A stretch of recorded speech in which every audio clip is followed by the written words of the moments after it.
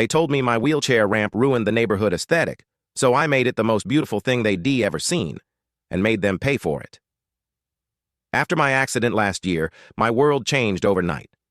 I went from fixing fences and mowing lawns every weekend to figuring out how to roll through my own front door. Independence mattered to me, so the first thing I did was install a small wooden wheelchair ramp on my porch. It wasn't fancy, just functional, a simple way for me to come and go without help. But apparently, the HOA decided that my accessibility wasn't visually pleasing. A week after the ramp went up, I found a bright yellow envelope taped to my door. Unapproved structural modification. Fine, $500. I thought there had to be some mistake. So I called the HOA office. The president, let's call her Carol, picked up. She said, "We sympathize with your situation, but rules are rules. The ramp doesn't match community aesthetics." I reminded her it was on my property, built for medical necessity, and safe. She replied, "You'll need to remove it or face further action." I hung up shaking, not with fear, but anger. It wasn't just about a ramp anymore. It was about being treated like a problem. The next day, another notice came. Failure to comply may result in legal proceedings. That's when I decided, fine, let's talk legal. I spent the next few nights reading.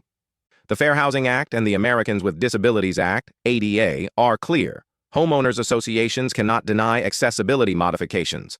In fact, they must allow and even accommodate them. But instead of suing immediately, I had a better idea. If my ramp didn't fit the aesthetic, I'd give them one they could never forget. I called a local contractor and designer. Together, we built something incredible. A ramp made of stone and cedar, with built-in flower boxes, soft lighting, and hand-carved railings. It looked less like a medical necessity and more like something out of a home magazine. It cost $18,000, and I made sure to document every dollar. I attached photos, letters, and every fine notice the HOA had sent me. 3 weeks later, an investigator showed up, clipboard in hand. By the next HOA meeting, Carol looked pale. They weren't just in violation, they were facing serious federal penalties. In the end, the HOA was forced to reimburse me for the full $18,000 ramp, issue a formal apology, and rewrite their bylaws to include accessibility compliance. The story spread fast.